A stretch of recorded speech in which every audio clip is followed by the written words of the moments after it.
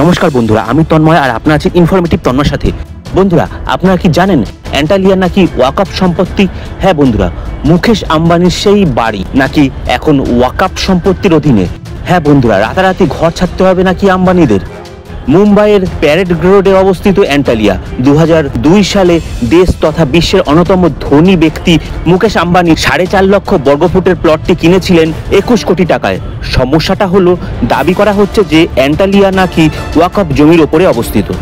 চারিদিকে চর্চা এখন ওয়াকফ। ইতিমধ্যেই ওয়াকফ সংশোধনী বিল আইনে পরিণত হয়েছে। ওয়াকফ নিয়ে তুঙ্গে বিতর্ক।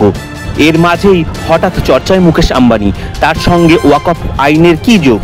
আসলে তার মাথার উপরে ছাদ নিয়েই এখন টানাটানি শুরু হয়ে গেছে।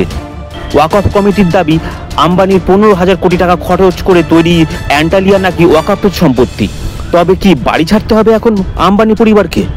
তবে সত্যি কি ওয়াকফ সম্পত্তির উপরে তৈরি অ্যান্টালিয়া? 2005 সালে এই বিষয়ে আদালতেরও দ্বারস্থ হয় মহারাষ্ট্র ওয়াকফ বোর্ড। তৎকালীন চেয়ারম্যান ও সিইওর নাম জড়ায় এতে। মহারাষ্ট্র বিধানসভাতেও বিষয়টি ওঠে। দাবি করা হয় যে 1986 সালে করিম ভাই ইব্রাহিম নামক এক ব্যক্তি ধর্মীয় শিক্ষা এবং এতিমখানা নির্মাণের জন্য ওয়াকফ বোর্ডকে জমি দিয়েছিলেন। পরে ওয়াকফ বোর্ড ওই জমি আম্বানির কাছে বিক্রি করে দেয়। ওয়াকফের নিয়ম অনুযায়ী দান করা সম্পত্তি ব্যক্তিগত ব্যবহার করা যায় না কিংবা বিক্রিও করা যায় না। মামলাটি দীর্ঘদিন ধরে এখন আদালতে বিচারাধীন। তাহলে বন্ধুরা, আজকে জানতেই পারলেন যে আম্বানির এত বিশাল বাড়ি নাকি ওয়াকফ সম্পত্তির অধীনে।